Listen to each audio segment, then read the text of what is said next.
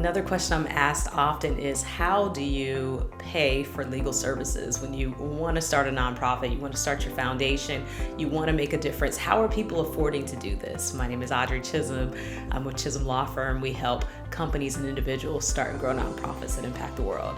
So the answer to this question is really simple. It's something that we're very used to, right? Like, how do you buy a house or how do you buy a car?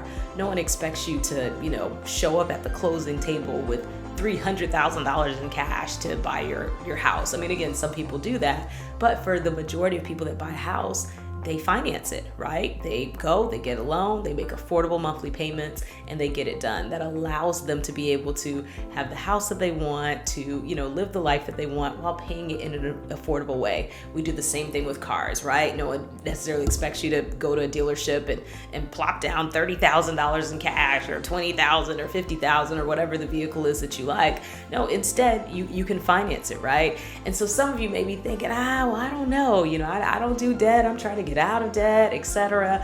I completely understand that. And again, I respect, everyone's feelings there, so I'm not trying to change your mind. But I do want to challenge you to see the fact that there is, in our opinion, there is what we call bad debt, and then there's business debt. So let me just explain the difference.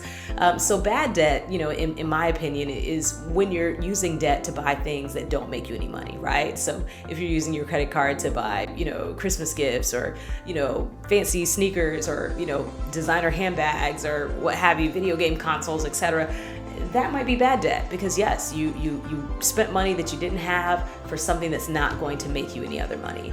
But there's another type of debt, and this is the part that many of us are not educated on. I know I wasn't, which is business debt. And this is what the wealthiest individuals in the country do, the wealthiest companies do, which is they use debt for things that are going to make them more money. So that's an investment in starting a business, an investment in starting a nonprofit that will allow you to get grant funding, raise money, etc., or help you save on taxes, from personal contributions to that foundation, right? Or an investment or etc. Like anything that you spend money on that's going to make you more money, that's not in the bad debt category. That's called business debt.